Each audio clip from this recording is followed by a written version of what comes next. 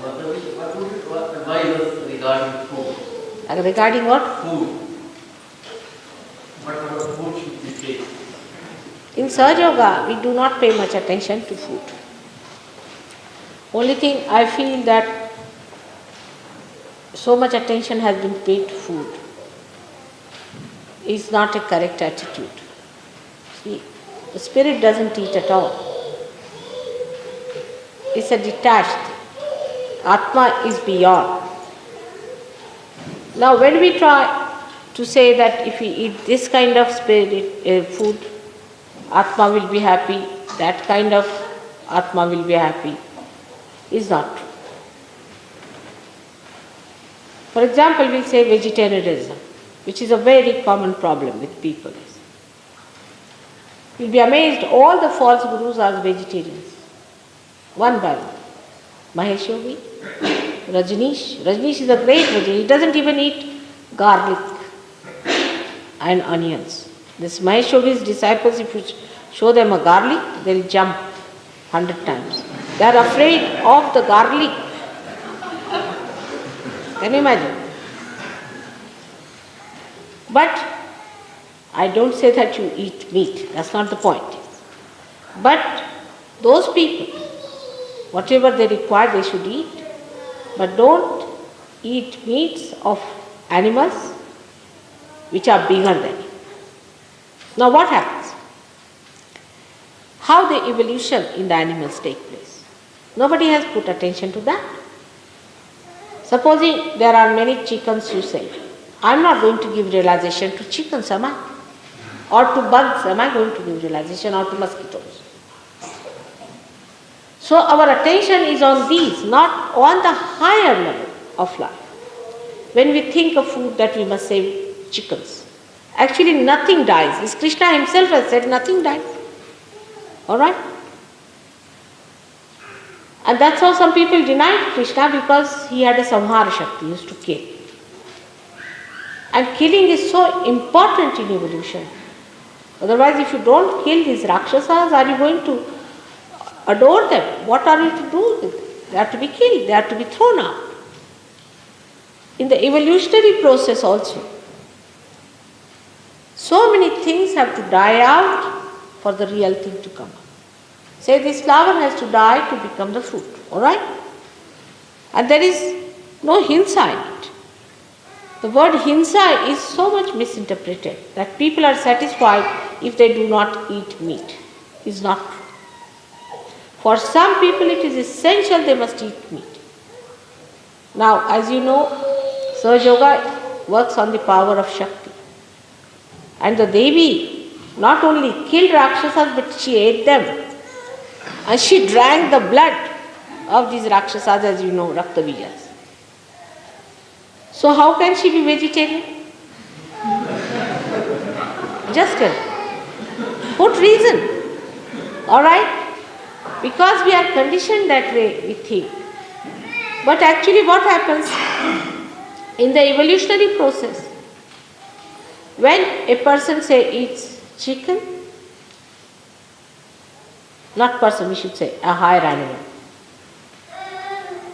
eats a lower animal, then it passes through the circle and achieves a higher life. It's absolutely, this is how evolution takes place. Of course, we can give realization to human beings, so we need not worry about that. That's a different point. But if you eat chicken, you definitely give it a higher life. But not the animals which are bigger than smaller animals.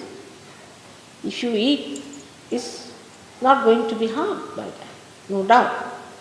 But you may be harmed. For example, if you eat mosquitoes, you will be harmed.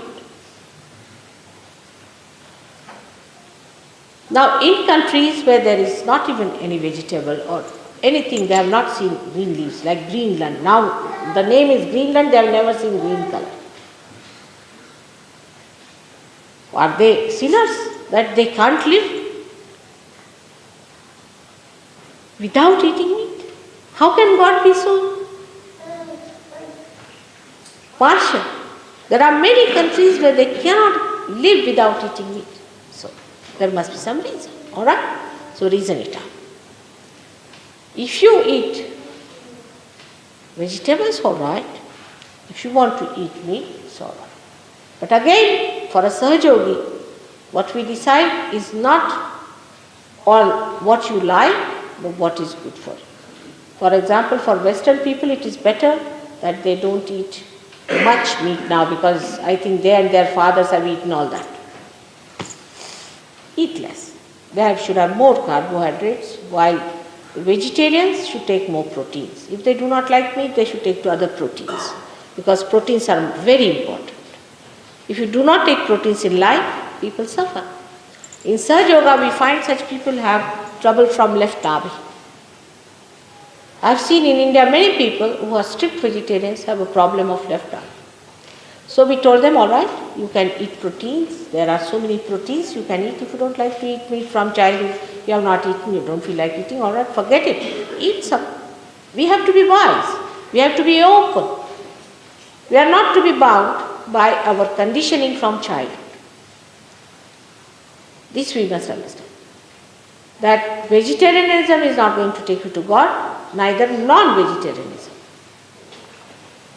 Because the spirit is neither a vegetarian nor a non-vegetarian. It is a detached, it's above food. But whatever you need for your body is important. If you need protein, eat protein.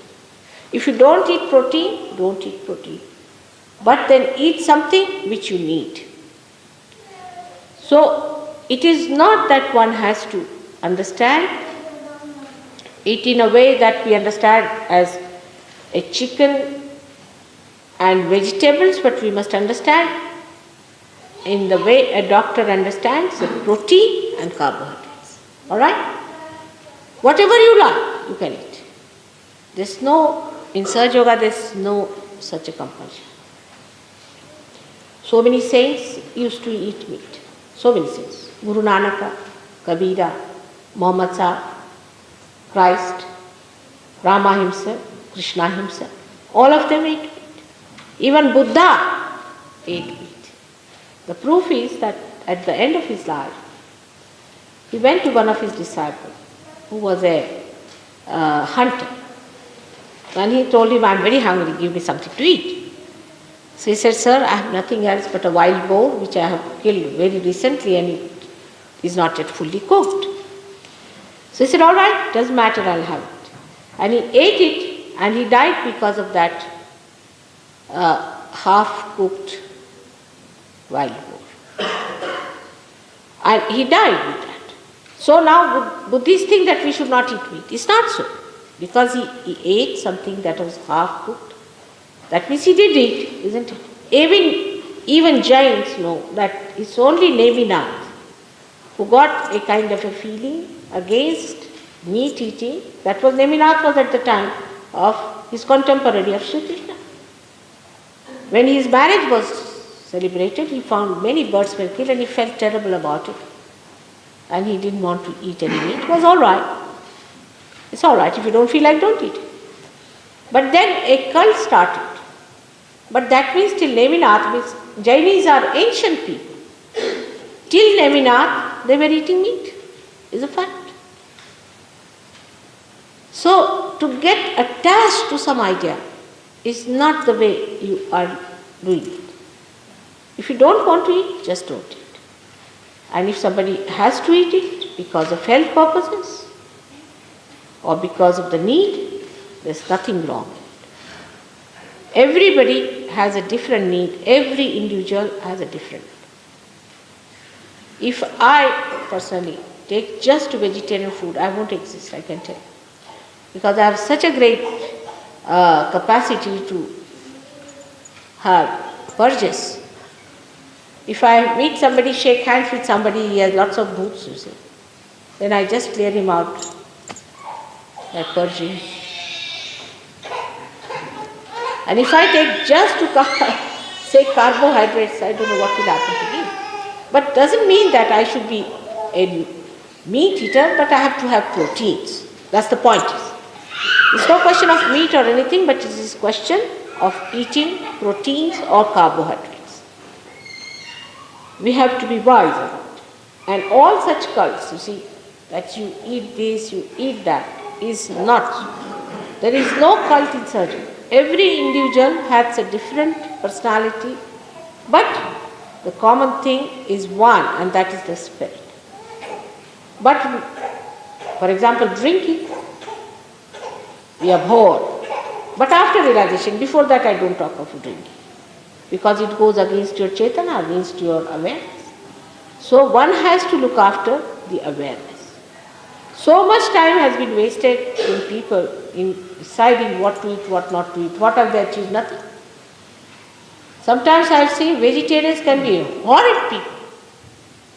Absolutely horrid. We have a community in India called Marwadis. They are bloodsuckers, you see. They are vegetarians.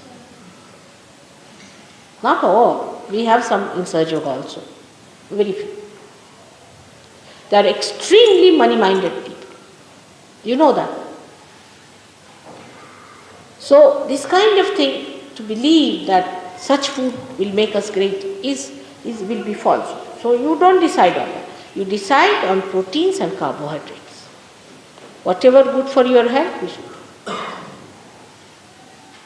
Those who eat too much of vegetarian food are liable to certain type of diseases, and those who eat too much of non-veg are liable to some. Those who eat vegetarian food can get leukoderma very easily, can get leukemia very easily. Certain types of cancers they can get very easily. Those who are non-vegetarians can get another kind of diseases. There are numerous diseases they can get. So we have to have a balance. That when we eat vegetarian food also, we must see that we eat sufficient amount of proteins. Because body has to be all right. Healthy body is the temple of God. And to temple of God, you have to keep it healthy and happy.